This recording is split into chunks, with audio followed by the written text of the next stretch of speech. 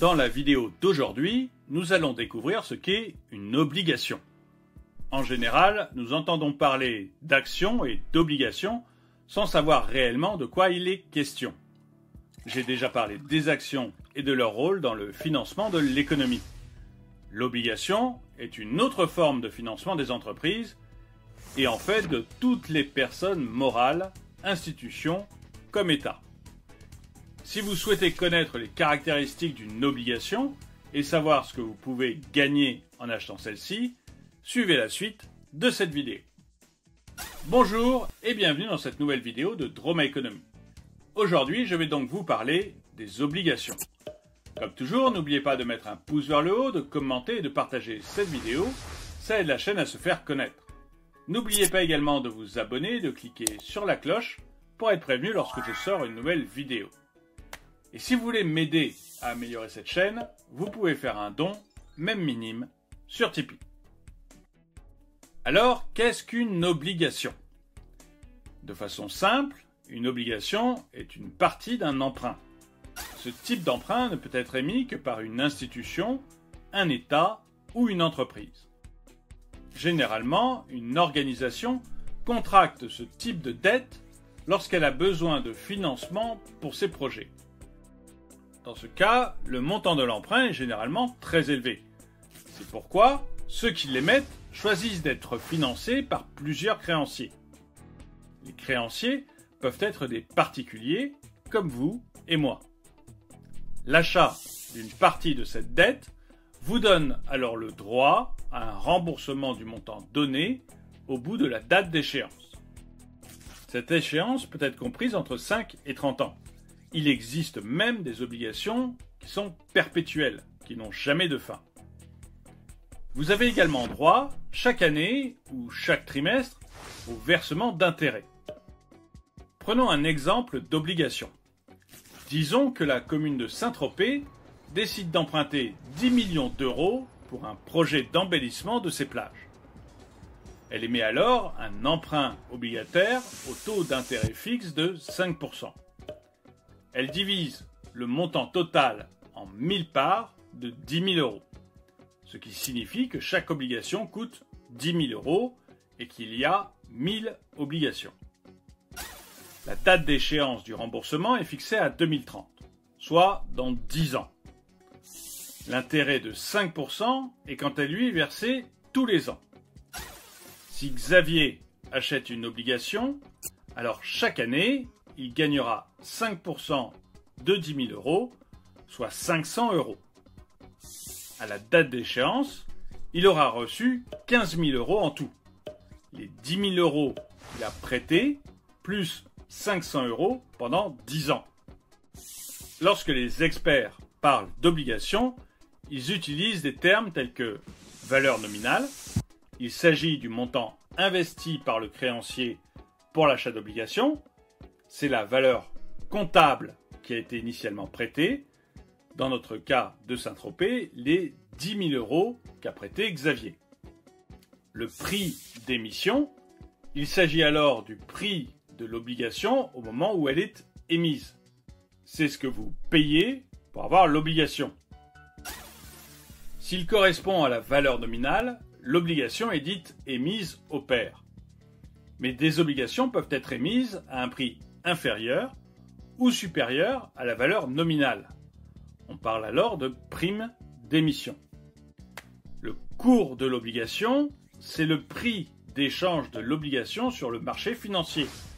Le prix auquel monsieur le marché vous vend l'obligation en bourse, comme pour les actions.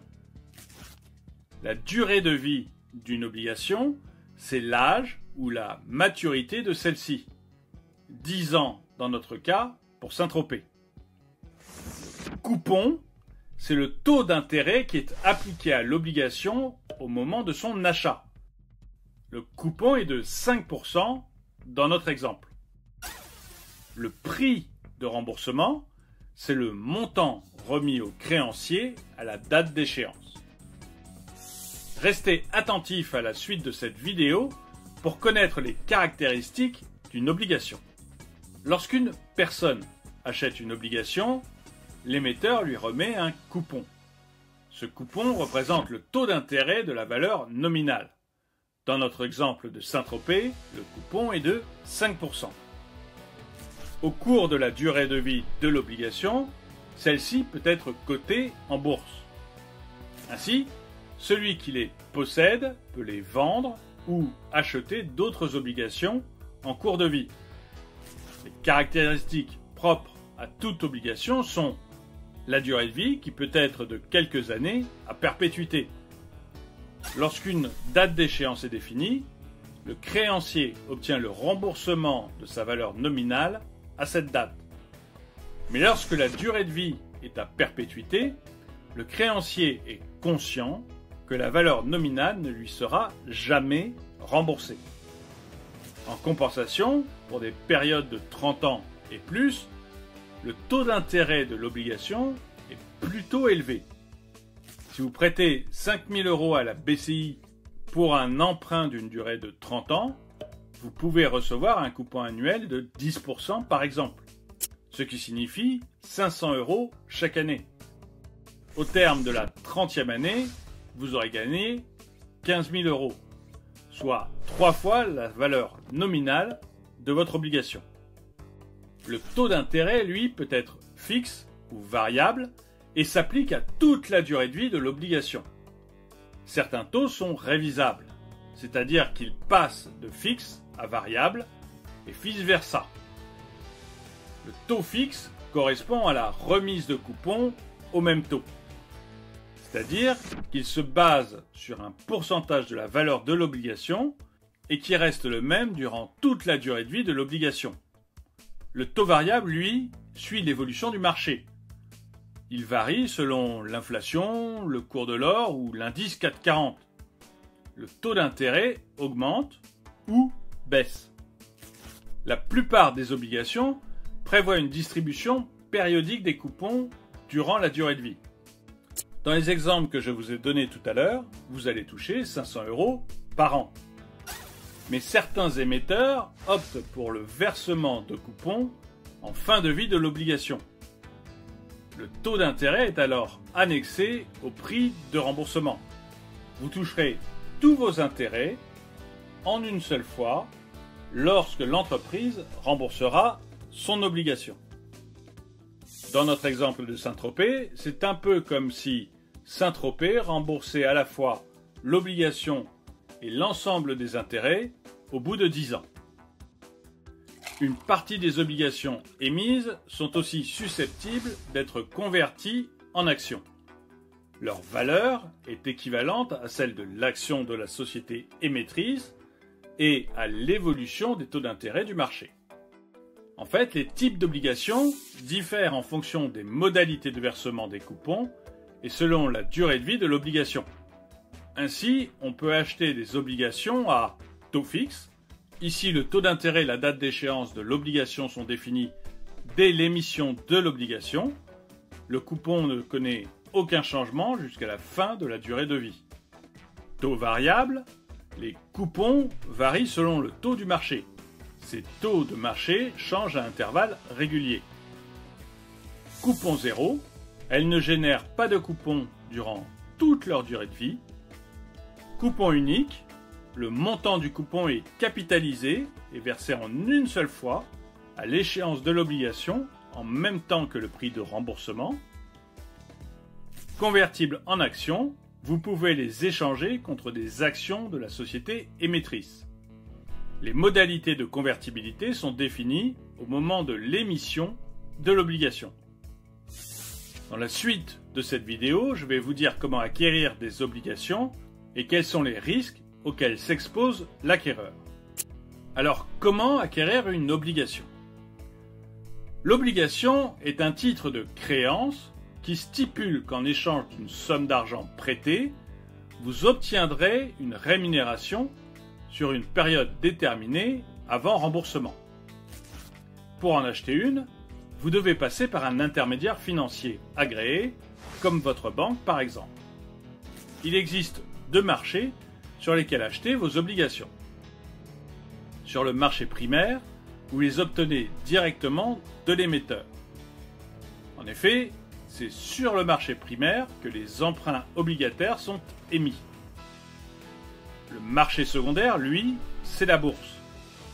Ici, les investisseurs revendent les obligations qu'ils ont acquises sur le marché primaire.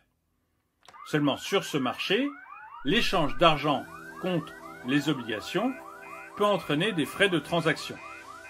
Sur le marché primaire, vous n'aurez aucun frais supplémentaire à débourser. L'achat d'une obligation est finalement plutôt simple, comme celui d'une action. Toutefois, le processus de remboursement et de rémunération n'est pas aussi simpliste. Le marché des obligations comporte des risques pour le créancier. Par exemple, si l'institution émettrice de l'obligation fait faillite avant la date d'échéance de votre emprunt, alors vous ne recevrez jamais la somme prêtée. Lorsque vous revendez une obligation, vous courez aussi le risque qu'elle ait perdu de la valeur. Lorsque les obligations sont émises à des taux très élevés, cela traduit généralement un risque élevé de l'investissement. Les professionnels conseillent donc généralement d'acheter des obligations à taux d'intérêt modéré pour être plus sûrs de récupérer leur capital à l'échéance. Si vous deviez retenir 3 choses de cette vidéo, ce serait 1. Une obligation est un investissement qui rapporte une rémunération périodique à son acquéreur. 2. Elle diffère selon les modalités de versement des intérêts et la durée de vie de l'obligation. 3. Il est possible d'en acquérir une ou plusieurs sur le marché d'émission ou en bourse. Je vous mets ici une playlist sur la bourse, les actions et les obligations. Merci d'avoir regardé cette vidéo, n'oubliez pas de lui mettre un pouce vers le haut et de la commenter. N'oubliez pas également de vous abonner, de cliquer sur la cloche pour être prévenu lorsque je sors une nouvelle vidéo. Et encore une fois, un grand merci à tous ceux qui m'aident sur Tipeee.